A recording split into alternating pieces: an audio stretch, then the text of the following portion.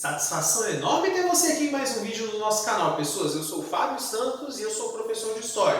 Como falei na primeira parte desse vídeo sobre o mundo pós-guerra, o mundo pós-1945, o mundo da Guerra Fria, eu optei por trazer aqui cerca de 3 conflitos armados para a gente entender a participação tanto dos Estados Unidos quanto da União Soviética. Os 3 conflitos que eu resolvi trazer aqui foram conflitos em que ou eu tenho a participação direta de ambas as duas potências, ou a participação de uma ou de outra, dependendo da situação que está acontecendo. O primeiro desses conflitos armados que eu gostaria de destacar para vocês é a conhecidíssima Guerra da Coreia, que acontece logo nos anos 50.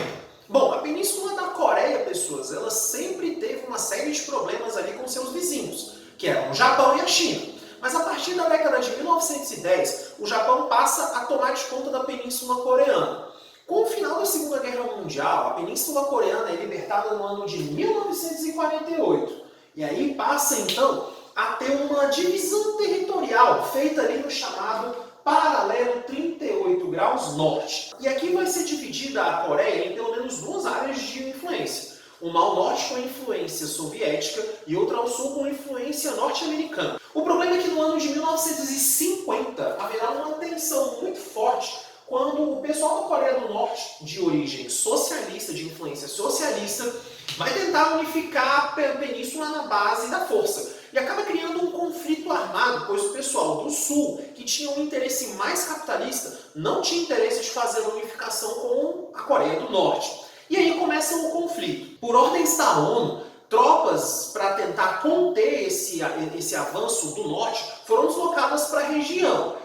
Essas tropas que foram deslocadas para lá eram tropas de origem norte-americana. Além disso, as tropas do Norte, que eram tropas socialistas, elas eram financiadas também pela União Soviética. Então aqui nós temos o interesse das duas superpotências no conflito se revelando. No final das contas, essa guerra durou cerca de 3 anos. Nenhum dos dois lados necessariamente saiu vitorioso. No ano de 1953, para ser mais preciso, em junho de 1953, vai ser assinado um armistício entre as duas Coreias. O nome desse armistício ficou conhecido como Armistício de Panmunjom, feito em 1953 e que redefiniu as estruturas das fronteiras das Coreias. E aqui começou o que nós conhecemos como Coreia do Sul, conhecida como República da Coreia do Sul, e na Coreia do Norte, conhecida como República Democrática Popular da Coreia do Norte. É necessário dizer que não é um tratado de paz. Armistício, basicamente, é um cessar-fogo, certo? A Coreia do Norte, como todos nós sabemos atualmente, é a Coreia que continua com um regime de origem socialista e comunista. Um regime extremamente fechado, com pouca abertura para a imprensa internacional e com um controle da imprensa extremamente forte por parte do Estado norte-coreano. Já no caso da Coreia do Sul, com a ajuda norte-americana e com profundas transformações na educação feitas a partir da década de 1960, a Coreia do Sul começou a se desenvolver a níveis exponenciais. Hoje, a Coreia do Sul é um dos considerados tigres asiáticos. É um país que também exporta tecnologia, exporta muitos produtos industriais. Certamente você, por exemplo, está me vendo neste vídeo em algum aparelho de origem coreana. A probabilidade disso estar acontecendo é muito grande, diga-se de passagem. Nós vamos falar agora da Revolução Cubana. E a Revolução Cubana ela acontece ao longo da década de 1950, mas ela se consolida no ano de 1959. Mas para a gente entender como é que se deu a Revolução Cubana, vamos entender como é que funcionava o Estado cubano antes disso. Cuba conseguiu sua independência no ano de 1898. Até então, Cuba pertencia à Espanha. E quem ajudou no intermédio dessa independência foram os Estados Unidos. No ano de 1902, a Emenda Platt dava garantia aos Estados Unidos de intervir na ilha sempre que os seus interesses estivessem entrando em conflito ou estivessem ameaçados. Basicamente, ela era completamente controlada pelos Estados Unidos e os seus governantes eram subordinados aos Estados Unidos. Por isso que eu coloquei governo subordinado à vontade dos Estados Unidos. Na década de 50, quem está governando de uma maneira quase que ditatorial é um sujeito chamado Fulgêncio Batista. Esse sujeito é literalmente um capacho dos Estados Unidos, e não é nenhum exagero falar nisso.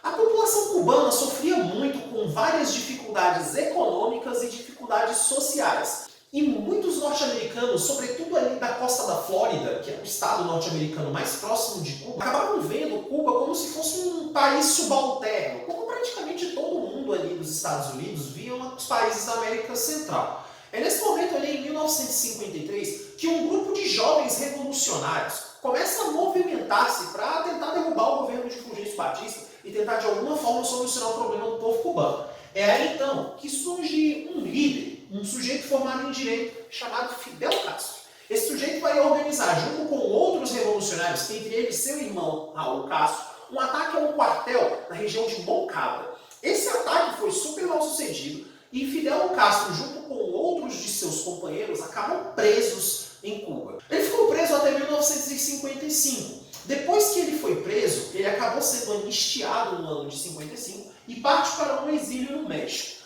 E é ali que ele começa não só a se preparar para uma guerrilha mesmo dentro de Cuba, como ele também conhece um dos seus principais colaboradores neste processo, um médico argentino chamado Ernesto Guevara, conhecido mundialmente como Che Guevara. É nesse momento então que esses revolucionários, na segunda metade dos anos 50, vão para uma área lá em Cuba, de maneira obviamente legal, uma área de serra com uma floresta muito densa, a conhecidíssima Sierra Maestra. A partir dali começa uma série de movimentos e a organização de um movimento guerrilheiro em Cuba, comandado por Fidel Castro, Che Guevara e outros participantes.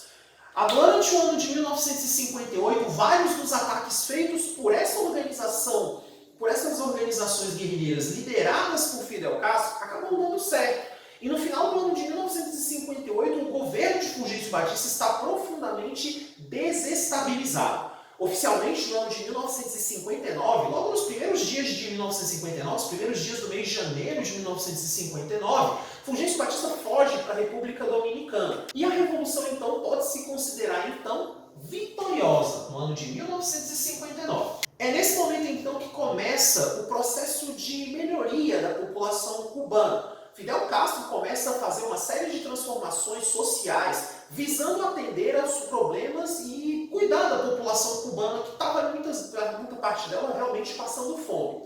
Só que o problema é que essa não é uma revolução necessariamente que começa comunista. Ela não começa comunista. Ela vai se tornar comunista, sobretudo depois do comportamento que os Estados Unidos têm com relação a Cuba. Após a vitória da Revolução, entre os anos de 1960 até 1962, várias tensões acontecem ali em Cuba. Para começar, os Estados Unidos tentaram reverter o processo de revolução porque olhavam para esse movimento de Fidel Castro com um olhar muito desconfiado de que isso poderia ser uma revolução comunista. O problema é que depois disso, o governo de John Kennedy faz uma série de erros diplomáticos que jogam Cuba no colo da União Soviética. Retiram Cuba da Organização dos Estados Americanos, a OEA, e após isso impõe um pesado bloqueio comercial a Cuba, que ficou conhecido mundialmente como embargo econômico. Esse embargo econômico a Cuba fez com que vários países rompessem de relações diplomáticas com a Havana, isolando ela economicamente. Quem é que vai aparecer nesse momento para comprar o açúcar cubano, por exemplo? A União Soviética. É nesse momento, então, no início dos anos 60, que Fidel Castro, que tinha se tornado primeiro-ministro de Cuba, declara que Cuba, nesse exato momento, se torna uma república comunista. Para piorar um pouco mais a situação, você ainda teve uma tensão gigantesca no ano de 1962, quando aviões de espionagem da Força Aérea Norte-Americana descobrem que em Havana tem o início da montagem de um campo de mísseis que ficava apontado para os Estados Unidos. E esses mísseis não foram montados por cubanos, foram montados pela União Soviética.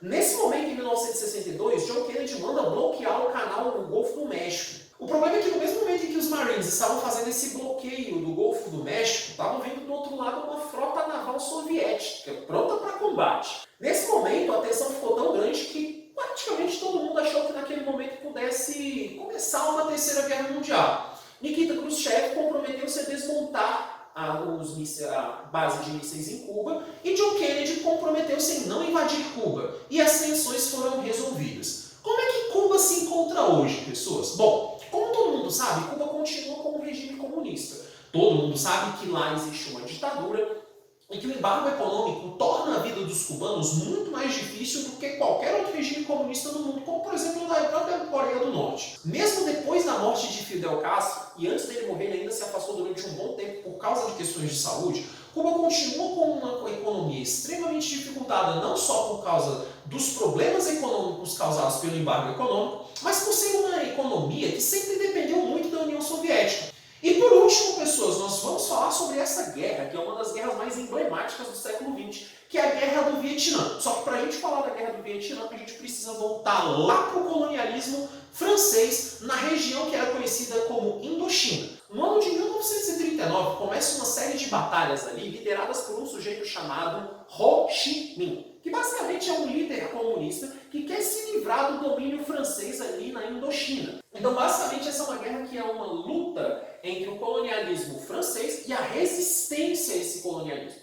Isso vai ser acentuado com a chamada Guerra da Indochina, que vai acontecer nos anos 50. Essa é uma guerra que a França acaba perdendo. E quando a França perde essa guerra, ela deixa aquela região e ali são criados 4 países. O Camboja, o Laos e o Vietnã, que é dividido em Vietnã do Sul e Vietnã do Norte. Basicamente, o Vietnã do Norte fica sendo controlado pelos comunistas, chefiado por Ho Chi Minh. E o pessoal do Sul tem um interesse mais capitalista. E é comandado por um sujeito que tem um nome bem difícil de ser falado, mas eu vou ver se eu consigo pronunciar para vocês. O nome do sujeito é Ngo Dinh Diem. Eu acho que eu falei certo o nome dele. No ano de 1955, ele, que era primeiro-ministro e contrário à unificação dos dois Vietnãs sob essas condições diplomáticas, acaba dando um golpe de Estado e começa a governar de forma ditatorial o Vietnã do Sul.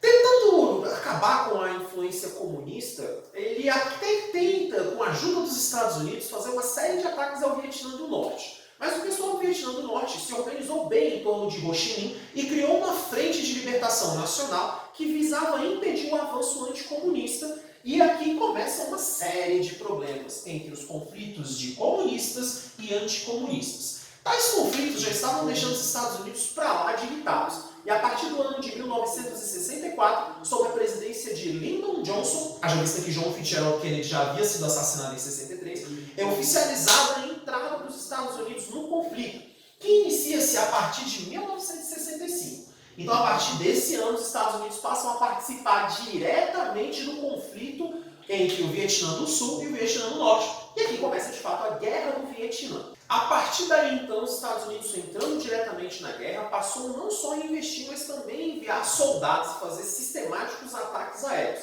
É aqui que o mundo, inclusive, conheceu uma das armas de guerra mais conhecidas dos Estados Unidos, que eram as bombas Napalm, que basicamente eram bombas incendiárias que conseguiam ultrapassar a margem dos 1000 graus. Além disso, os Estados Unidos lançaram vários ataques químicos nas áreas de floresta do Vietnã, impedindo que os Vietcongs tentassem se esconder nas florestas do Vietnã.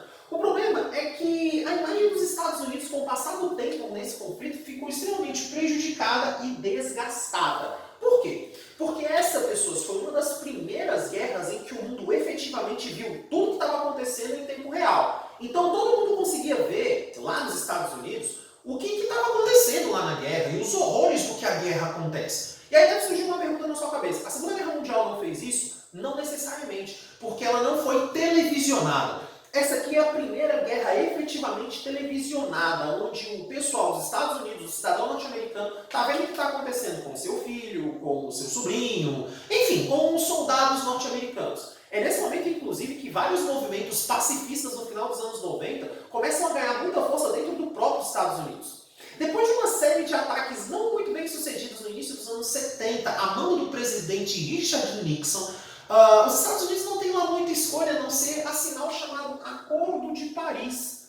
E no ano de 1973 é assinado um acordo de paz, pondo fim à Guerra do Vietnã.